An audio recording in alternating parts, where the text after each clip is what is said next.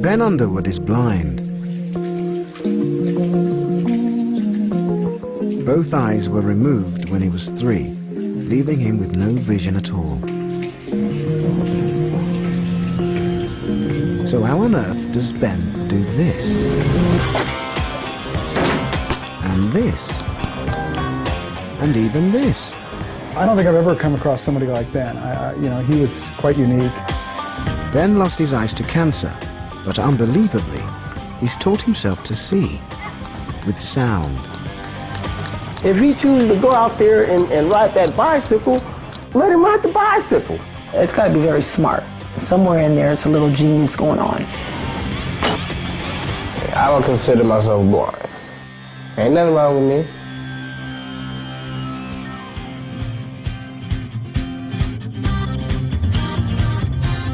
Ben Underwood and his family live in Sacramento, the state capital of California. It's an old city with roots in the Wild West, but Ben and his family live in the new outlying suburbs.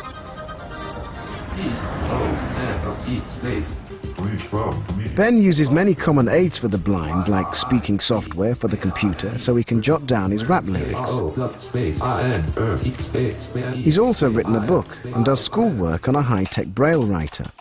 But what's unusual, what's truly unique, is what he doesn't use. Ben has no guide dog and never uses a white cane. He's not even using his hands. Instead, he sees with sound. He makes a sharp click which bounces back off nearby objects. Amazingly, Ben's ears pick up the echoes and he can precisely locate where things are. Ben is the only person in the world who sees using nothing but echolocation. Well, I've been able to tell where walls are and where things on the ground are. If I click down, then I can hear them easier. But if I'm walking, I'm just clicking over it, it's not going to get it. And I can tell where desks are in the classroom and stuff like that. I can hear the wall over there, the couch over there. I can hear the wall behind me. I can hear the wall over there and the TV and the computer. Yeah.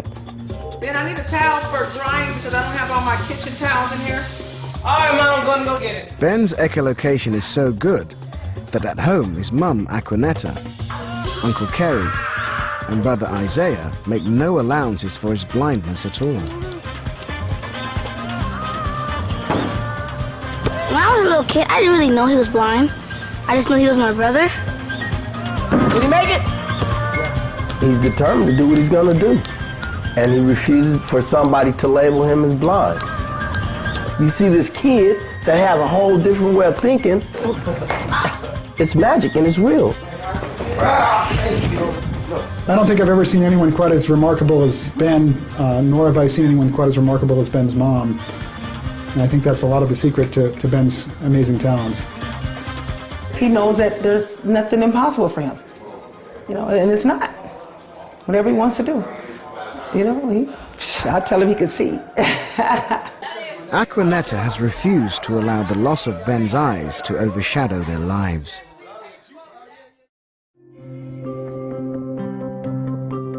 Ben was born perfectly healthy with dark eyes like his mum.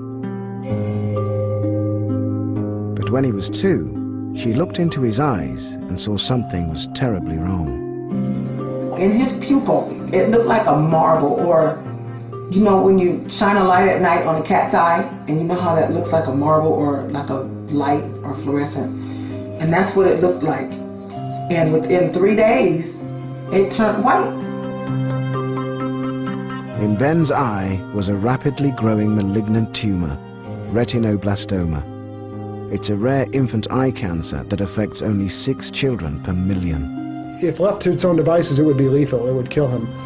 The disease would spread locally and he would never be able to survive. If Ben wasn't treated, it would quickly spread along the optic nerve and into his brain.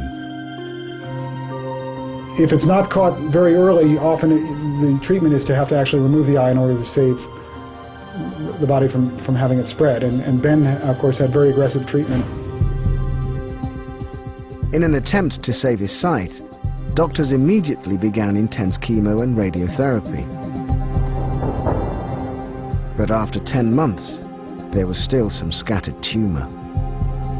Aquanetta had to make a critical, heart-rending decision. I had a choice. I either could remove his eyes or try to keep on with more chemo and radiation to keep the vision. But the thing about it is that if you continue to try, and when if the cancer got down the optic nerve, they wouldn't live. So you have to make a choice. And my choice was, to remove his eyes. From the first dark moments, Aquanetta was determined that little Ben wouldn't think of himself as blind. When he woke up from the surgery, and he said, "Mom, I can't see anymore, I can't see anymore." And I told him, I said, "Baby, yes, you can see." I said, "You can see with your hands." And I put his little hands on my face. I said, "See me?" And I said, "You can see me with your nose." And I put my hand to his nose, and I said, "You smell me?" I said, "You can see me with your ears." I said, "You hear me?" I said, "Baby, you can't use your eyes anymore, but you still have your hands and your nose and your ears." I said, "Baby, you can still see."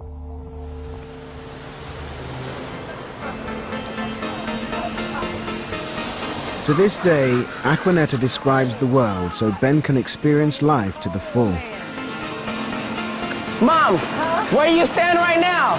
I'm right over here. Whoa, snaps. Where you stand, do you just see miles and miles of water? Yes, Ben. I mean, as far as my eyes can see, looking out, now I do see some mountains out there and I see clouds, but all I can see is water. Instead of the land, it's just water. And from here, it looks like a deep blue. It just looks like a picture. It's beautiful. Ever since the loss of her son's sight, Aquanetta's known instinctively that she would have to be strong for Ben. One of the things I realized to do is to never let him see me be afraid, never let him see me cry. Well, I go in my room and I'll cry and go through what I need to go through and come out here, never know. Never let him know that I was feeling sorry for him, because I didn't want him to ever feel sorry for himself. Just keep giving him confidence, courage, strength, and that's all I've ever done.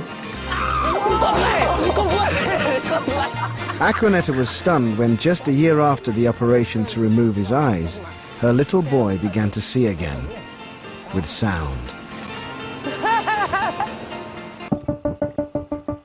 Ben Underwood is on his 4th set of prosthetic eyes.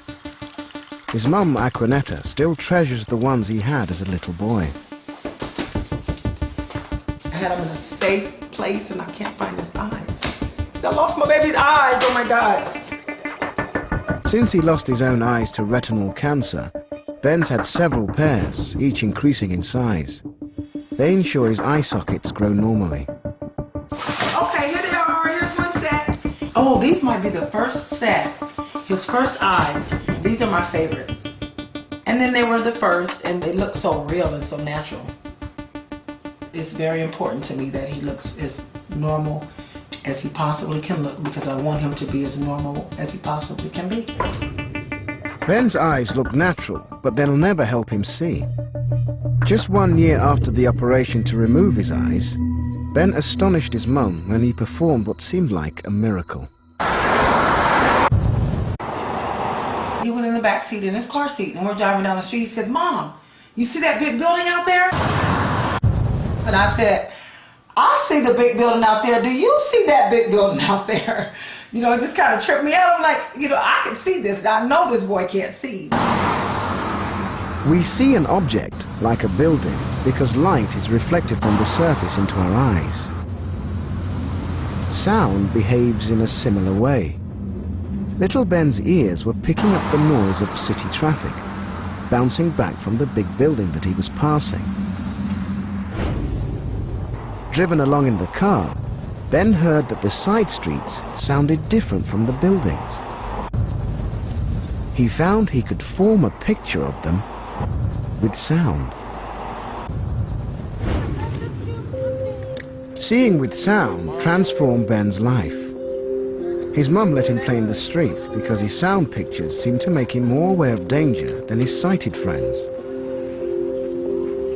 So I would watch and see what he did, and I noticed that, you know, cars would pass by, but as soon as that car would hit the curve, he'd move out of the way. I thought, wow, you know what, he hears those cars, you know, for blocks away. So he knows before the other kids know to move, because I just recognized that, you know, he was paying more attention.